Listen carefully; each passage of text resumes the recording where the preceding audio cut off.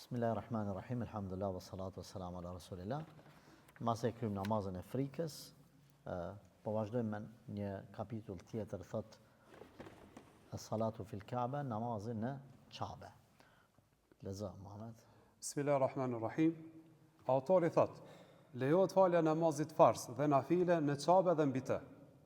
Kjo vërtetohet me ajetin kuranor ku Allahu xhaleshanehu në Kuranin Fisnik thot: A'udhu billahi minash shaitanir rajim. An tahhira baytiya lit-ta'ifina wal-'akifina war-ruk'a'is sujud. Ju të dy pastrojeni shtëpinë time për vizituesit, për ata që qëndrojnë aty dhe për ata që falen aty. Al-Baqara 125. Për Ibrahimin edhe Ismailin a.s. është për qëllim. Pra, sipas autorit, lejohet më falë, sepse ka mendime dhe me dhejve dietarëve që farzi nuk lejohet më falë mrena në Kabe, as mbi Kabe, as kërkon. Kurse nafilja, po, sepse pejgamberi sallallahu alaihi wasallam mrena ka falë nafile dhe është kthy kado që kthehesh një jetë se e mrena në Kabe. Mirë, po, sipas autorit, lejohet edhe farzi dhe nafilja, pra sunet edhe nafile, më u falë edhe mrena në Kabe, edhe mbi Kabe, edhe po argumentohet me këtë ajet që u lexova. Transmeton Ibn Omeri se vërtet pejgamberi alayhis salam ishte falur në Kabe mes dy shtyllave. E mes tij dhe murit kishte një distancë sa 3 dhira. Po, sa 3 gjysmë krah. Pra Kabja në mrena katrore që është, i ka 3 shtylla. Mos gabofsh nëse kam marrë men 3 ka. Edhe tash pejgamberi sallallahu alaihi wasallam është falë mes aty në dy shtyllave dikun, është kthy domon kanjoni drejtim, edhe ka pas 3 dhira para krah mes tij edhe murit të Kabës. Namazin në Kabe është i vlefshëm nga se janë përmbushur kushtet dhe lejohet, sepse përfshirja e të gjitha anëve të Kabës kur të kthehesh kah ajo nuk është kusht. Kjo është praktike njerëzve që nga fillimi i Islamit e deri më sot. Pra, në çfarë? Thot nuk është kusht me përthakimin që vallot e të gjitha anëve.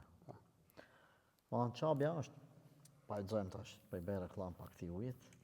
Bjerë po qatë, ma mirë, po çka është amara dhe zërës që nga. Tash momentin që na kthehemi që knena, këta kthehen knena. Sipas autorit të logjikshme, thot, ti e kthy knej ka Kabja, po a ke përthaku krejt drejtimet Kabës? Jo, ti e ke përthaku që drejtim, 3 tjerat jo. Edhe po ka Kabja. Edhe ai që është mrena në Kabe që falet, edhe ai një pjesë Kabës e ka mrapa shpinës një djathtas një majtas, po një pjesë e ka para vetes. Në bazë të kësaj logjike të autorit, po thotë domon lejohet më fal farzi se kushti i kthimit ka kibla po bëhet, po thotë ti je të kthy ka kibla se e ki kiblën.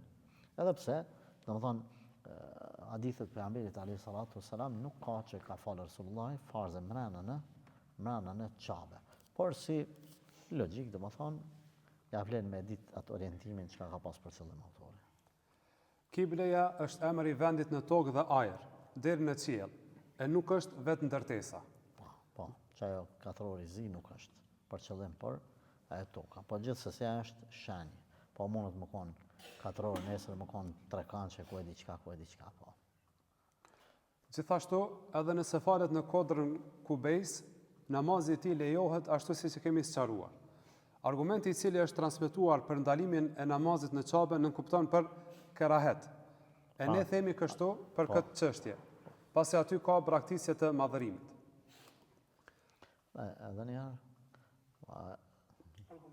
argumente, po, që është ndalu. Po, autori thot,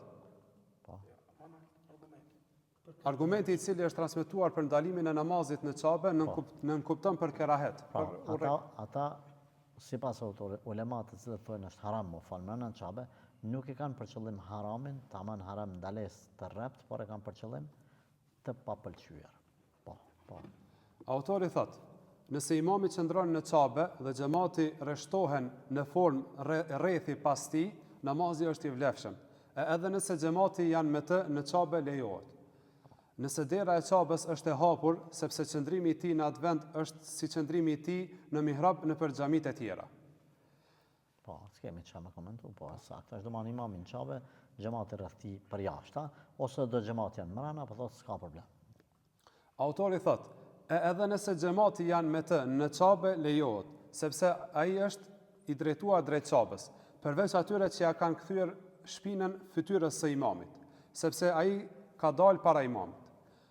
Autori thot, nëse imami është në xhaminë e Çabës, njerëzit rreshtohen rreth Çabës dhe falin namazin pas imamit. Kështu, në formë trombullak që është dihet atë po. Kështu e kanë trashëguar njerëzit namazin në Çabe që nga koha e pejgamberit alayhis salatu wassalam e deri më sot. Nëse dikush është më afër Çabës se sa imami, por është në anën e kundërt të Çabës, namazi i tij është i vlefshëm.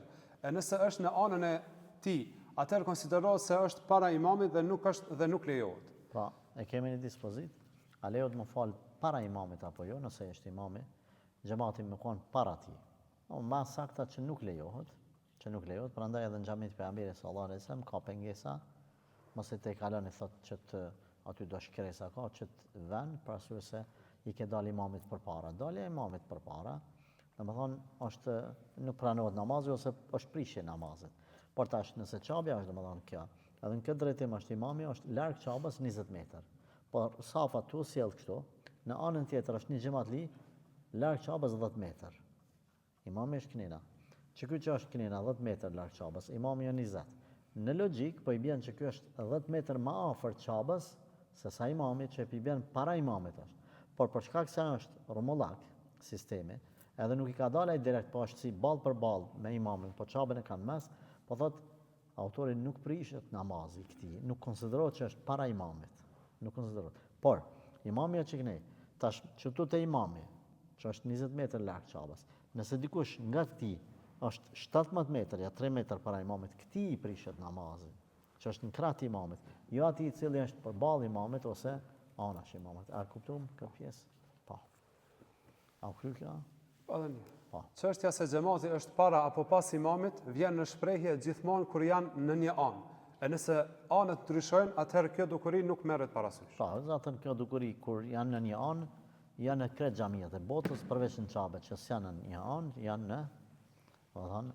në disa anë në formë rumullak ose katror. Mundën më konë safat edhe në formë katrore, hajde me utekë, domethënë mi bë katror, njëjtë është dispozita siç ka përmend autori. Kjo është namaz i shkurt, edhe nuk ka ndonjë diçka të veçantë. Allahu na falte na përmirësoj, walhamdulillahi rabbil alamin.